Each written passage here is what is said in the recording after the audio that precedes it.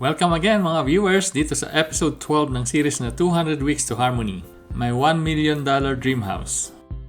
Ang topics natin this week ay ang mga sumusunod. Number 1, Exchange Traded Funds or ETF. Number 2, week number 12 update of my investments. So ano ang Exchange Traded Fund or ETF? Doon sa last week episode nitong series ay ipinaliwanag ko kung ano ang mutual funds, which is composed ng iba't ibang investments tulad ng stocks, bonds at iba pa. Ito ay para ma-diversify ang pera na pinagsama-sama mula sa maraming investors. Ganyan din ang ETF.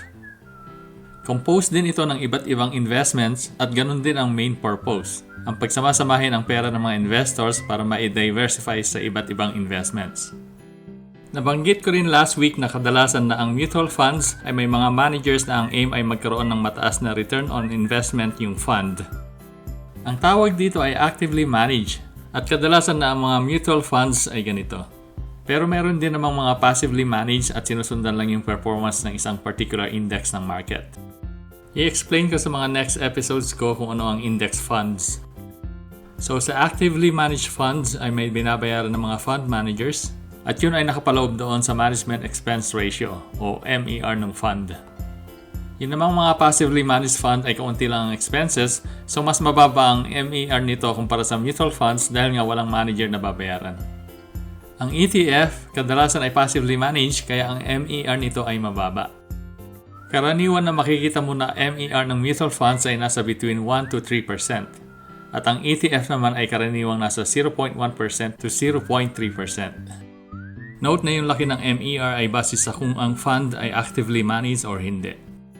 So, pwedeng magkaroon ng ETF na mas malaki ang MER kaysa mutual fund kapag yung ETF ay actively managed at yung mutual fund ay hindi. Ang isa talagang pagkakaiba ng mutual funds sa ETF ay yung trading price at frequency nito. Ang presyo ng mutual funds ay nadidetermine lang once a day after the trading hours o closing ng market. So, in a day ay isa lang ang presyo ng bawat mutual funds. Ang ETF naman ay na-trade during the day na kagaya ng stocks. So, pwedeng magbago-bago ang presyo ng ETF within the day. Mas mabilis kang makakabili at makakapagbenta ng ETF kaysa sa mutual fund dahil hindi mo kailangang maghintay na matapos ang trading. For long-term investors ay walang gaanong effect ang pagkakaiba na ito dahil hindi nagtitrade ang mga long-term investors on a daily basis. Para sa mga day traders ay factor ito dahil gusto nila makapag-transact kaagad within the day at kadalasan ay multiple transactions ang ginagawa nila. Later, sa mga susunod na videos ko ay i-discuss ko kung ano ang day trading at kung bakit hindi mo dapat gawin ito. Okay, to summarize, ang ETF ay similar sa mutual funds dahil composed ito ng iba't ibang investments tulad ng stocks, commodities, bonds at iba pa. Pwede mong i-trade ang ETF na parang stocks kapag open ang market at pwede kang magkaroon ng multiple buy and sell transactions within the day. Also, kadalasan ay mas mababa ang MER ng ETF just because karaniwan na ito ay passively managed at ang mutual funds naman ay karaniwan na actively managed. I hope ay natutunan niyo sa video na ito kung ano ang ETF at ang similarity at pagkakaiba nito sa mutual funds. Let's go to our second topic. Magkano ang naging profit o loss ko this week sa investments na inilalaan ko para sa $1 million dream house ko?